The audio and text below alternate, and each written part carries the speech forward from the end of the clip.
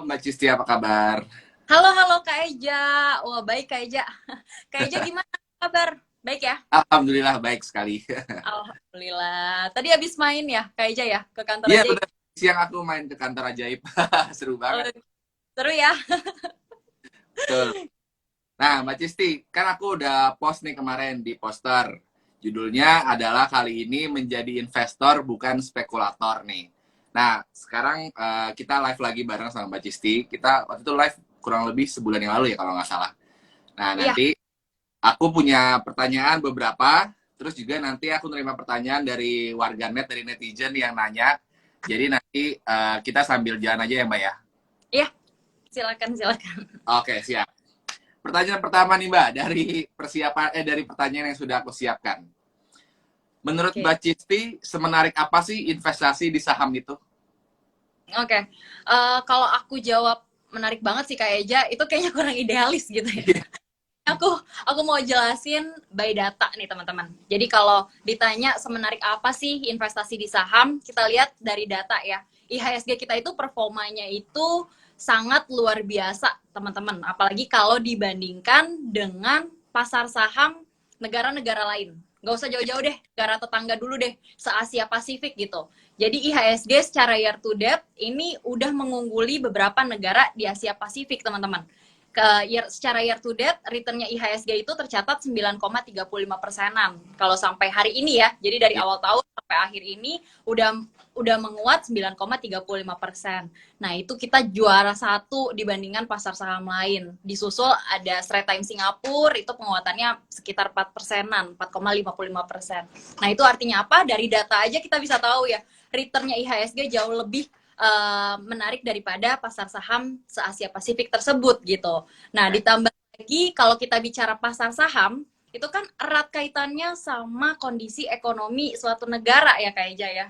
Ya. Jadi kalau kita lihat ekonomi nasional kita atau Indonesia sendiri kan udah punya fundamental ekonomi yang cukup solid ya. Bahkan kemarin itu dari list trade balance kita surplusnya luar biasa, jumbo gitu, besar. Surplusnya di 5,76 miliar US dollar gitu. Dan memang ternyata surplusnya itu karena kinerja ekspor kita yang meningkat 30% secara year on year. Jadi artinya apa? Artinya sebenarnya secara fundamental ekonomi kita yang solid, tentunya pergerakan pasar saham pun juga masih akan tetap positif ke depannya teman-teman. Ditambah lagi asing itu masih terus membanjiri pasar saham kita nih. Bahkan secara year to date foreign itu udah inflow ke pasar saham sekitar 76 triliun untuk all market. Jadi Ya. semenarik apa? Sangat menarik teman-teman. Foreign aja percaya, confidence gitu untuk masuk ke pasar saham kita. Gimana kita sebagai investor domestik gitu, harusnya juga cukup yakin gitu, kayaknya. Oke. Nah, kalau menurut dari pemantauan atau dari analisanya Mbak Cisti sendiri ini, kan kita bisa dibilang kita nggak gitu drop banget lah daripada negara-negara lain di Asia Pasifik tadi. Bahkan kita selama pandemi 2,5 tahun terakhir ini kurang lebih kita masih bisa, let's say kita masih bisa survive lah gitu. Nah, kalau kedepannya menurut Mbak Cisti itu akan masih seperti inikah atau melihat dari perkembangan sampai banyak banyak banget yang hal-hal yang dilakukan sama pemerintah sehingga akhirnya nanti ke depannya kita akan lebih baik lagi atau seperti apa nih Mbak? Kalau aku sih lihatnya ya, Kak Eja, untuk IHSG sendiri prospek ke depannya atau at least sepanjang tahun 2022 deh masih cukup positif gitu. Masih bisa bergerak rally, masih ada ruang kenaikannya. Walaupun kemarin di minggu lalu sempat ya kita udah sentuh new all time high lagi ya di Betul, 7.300. Nah, itu juga saya yakin kita masih bisa membentuk new all time high terbaru lagi. Kenapa? Karena kalau kita lihat, ya itu tadi ya, fundamental ekonomi kita cukup solid dan kita ini seperti ada blessing in disguise gitu ya, atau berkah yang terselubung gitu. Karena kan kalau negara-negara global di sana kan memang mereka lagi tertekan dengan adanya kenaikan inflasi ya di sana ya, Betul. yang yang disebabkan kenaikan inflasi tersebut disebabkan karena harga energi yang masih mahal gitu. Tapi kita sebagai negara yang kaya akan komoditas ya, terutama batu bara, CPO gitu ya, kita justru diuntungkan gitu. Jadi melihat kondisi seperti itu juga akan mendorong kinerja emiten-emiten yang relate ke komoditas tersebut. Tentunya asing juga masih percaya juga ke kita. Jadi overall secara prospek juga saya yakin sih masih positif sih Kak Eja. Jadi Itu kurang lebih ya. sampai dengan akhir tahun kita masih bisa berpeluang untuk growth terus ya Mbak ya. Ya, betul. Oke, ini Mbak, pertanyaan berikutnya. Di balik dari semua yang kayak kalau kita mungkin dari aku pribadi, dari Mbak Cisti, kan kita sangat amat menarik nih untuk investasi di saham nih. Tapi kan di balik itu semua masih ada orang-orang yang bisa dibilang masih yang apa ya namanya masih kurang percaya nih sama saham, sehingga akhirnya masih ada beberapa yang menganggap saham ini sama dengan judi gitu. Nah, kalau menurut pandangan Mbak Cisti itu kayak gimana Mbak? Iya, kayak aja aku juga sering dengar ada yang kait-kaitin investasi saham itu ada judi atau judi itu ya dengan investasi saham gitu ya. Betul. Padahal ini teman-teman dua hal ini adalah dua hal yang sangat berbeda. Yang pertama kalau kita lihat dari sisi legalitas ya. Ya. Kalau dari sisi legalitas investasi di saham itu udah jelas legal teman-teman. Jadi ada peraturan undang-undangnya, teman-teman mungkin boleh cek di peraturan undang-undang nomor 8 tahun 1995 tentang pasar modal. Itu lengkap sekali, itu dibahas tentang aturan pasar modal ya. Nah kalau judi mungkin ada juga nih di undang-undang, tapi undang-undang hukum pidana kali ya. Tuh, jadi dari sisi legalitas sudah sangat berbeda. Nah kemudian yang kedua adalah dari sisi keagamaan mungkin. Jadi dari Majelis Ulama Indonesia atau MUI juga udah mengeluarkan fatwa gitu ya, bahwa aktivitas jual beli saham di pasar modal itu halal teman-teman, atau diperbolehkan dan tidak melanggar prinsip syariah karena ada wujudnya, ada perusahaannya gitu, ada produk atau jasa yang dihasilkan, ada kegiatan operasional yang dijalankan juga. Jadi jelas ya, dari sisi keagamaan pun juga boleh gitu, diperbolehkan atau halal gitu. Nah kemudian terkait analisa, kalau investasi saham itu dengan judi yang membedakan juga dari sisi analisanya. Banyak sekali metode analisa saham, teman-teman. Ada analisa fundamental, ada teknikal gitu ya. Bisa teman-teman gunakan untuk mencari saham apa yang terbaik. Sedangkan kalau judi itu kan lebih ke spekulasi ya kayak aja ya. Antara menang atau tidak gitu. Paling itu sih Kak perbedaannya nih antara investasi saham sama judi.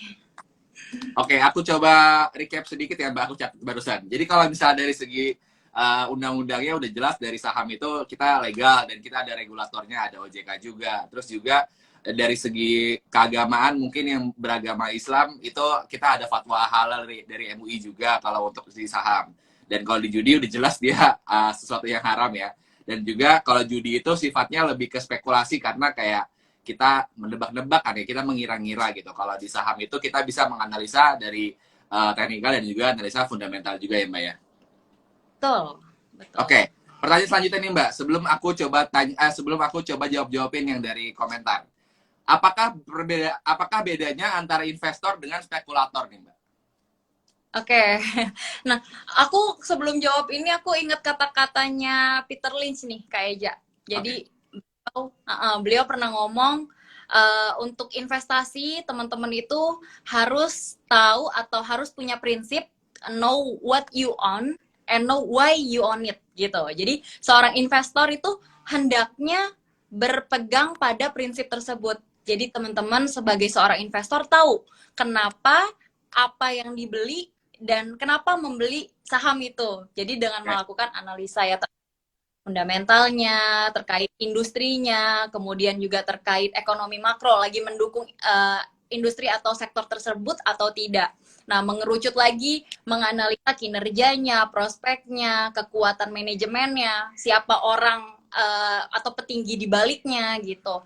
Nah, kalau spekulasi, emang Benjamin Graham pun juga pernah ngomong ya Kak Eja, investasi itu juga ada spekulasi, walaupun spekulasinya itu harus dengan serius gitu. Jadi boleh berspekulasi tapi spekulasinya dengan serius.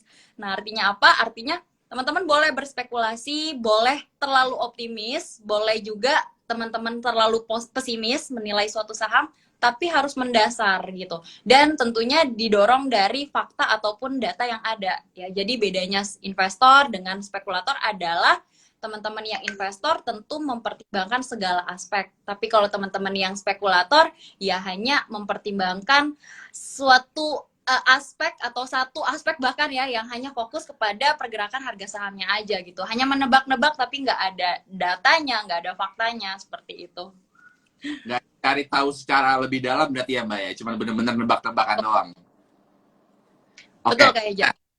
aku mau coba jawabin pertanyaan dari kolom pertanyaan nih. Jadi by the way teman-teman, kalau misalnya ada pertanyaan buat Mbak Cisti, silakan ditulis di bawah di kolom komentar atau di kolom yang kolom pertanyaan inilah pokoknya.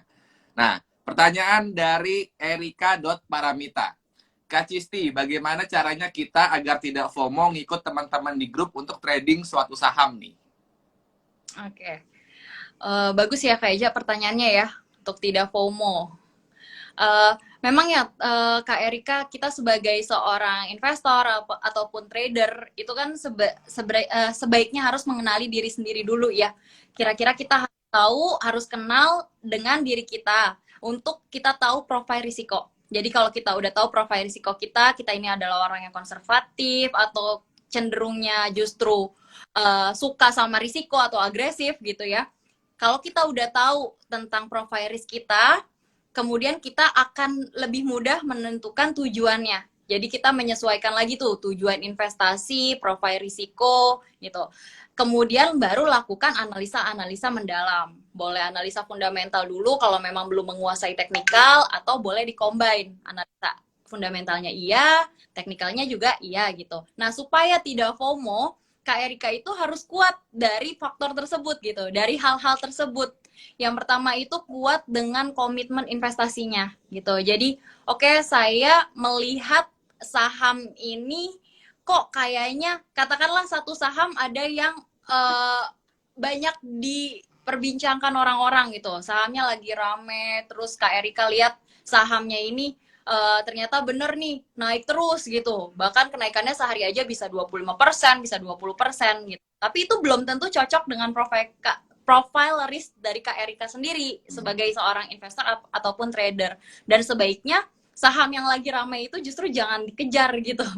Ada baiknya Kak Erika tuh tunggu dulu keramaian atau momentum yang terjadi dari saham yang ramai itu. Kemudian secara cooling down, lakukan analisa kembali, sesuaikan dengan profile risk, apakah cocok atau enggak, baru gitu diputuskan untuk membeli saham. Tapi kalau cuma ikut-ikut FOMO doang, karena tidak pasti ya Kak Eja ya, misalnya aku punya saham, Kak Eja punya saham yang sama, kita ini belum tentu kita punya floating profit ataupun floating loss yang sama gitu besarnya. Jadi lagi-lagi balik lagi sesuaikan dengan profile risk dan juga tentunya tujuan investasi gitu. Oke, aku coba rangkum sedikit buat Kak Erika ya. Jadi kita harus tahu profil resiko kita dulu pertama. Terus setelah udah tahu, kita harus tahu juga tujuan kita mau investasinya itu mau kemana, mau jangka pendek kah, jangka menengah kah, atau jangka panjang kah. Terus juga baru kita melakukan analisa, itu tadi teknikal dan juga fundamental. Nah, setelah analisa selesai pun, kita nggak boleh yang langsung benar-benar terjun, tapi kita juga harus samain juga sama profil resikonya kita. Kalau emang ngerasa cocok, baru kita bisa ngambil posisi di posisi yang tadi kita sudah analisa tersebut. Berarti ya Mbak, kayak gitu ya? Iya, betul-betul Kak Eja. Oke, pertanyaan selanjutnya dari April 8. Apakah inflasi yang sangat tinggi di Amerika Serikat akan berdampak pada harga saham luar dan juga dalam negeri nih Mbak? Oke, untuk inflasi yang tinggi di Amerika Serikat, apakah akan berdampak kepada harga sahamnya ya? Mungkin Ya. untuk dampak pada harga sahamnya tidak secara langsung Kak April ya, tapi ada efeknya atau enggak, ada secara jangka panjang ya. Karena yang dikhawatirkan dari kenaikan inflasi ini kan kebijakan moneternya Amerika Serikat yang masih ketat kan. Ya. Jadi inflasinya tinggi, The Fed masih mempertimbangkan untuk tetap hawkish nih untuk suku bunga acuannya di level tertingginya. Nah, kalau suku bunga The Fed di sana masih tinggi, yang dikhawatirkan adalah perlambatan ekonominya. Jadi ekonominya mulai cooling down, mulai melambat gitu ya. Dan yang dikhawatirkan kinerja emiten-emitennya. Ada dampaknya atau enggak ke harga saham luar negeri? Ya tentu ada, apalagi harga saham di pasar saham Amerika. Tapi apakah ada dampaknya kepada harga saham di dalam negeri? Nah, itu balik lagi. Sebenarnya banyak sekali faktor yang mempengaruhi naik turun harga saham ya. Pertama tentu aspek dari eksternal. Eksternal ya berupa kebijakan moneternya Amerika Serikat itu berdampak ya tentunya memberi efek gitu. Nah, kemudian yang kedua yaitu terkait kinerja operasionalnya si emiten ini. Apakah secara bisnis atau operasional dengan kenaikan inflasi di Amerika Serikat itu mengganggu atau enggak?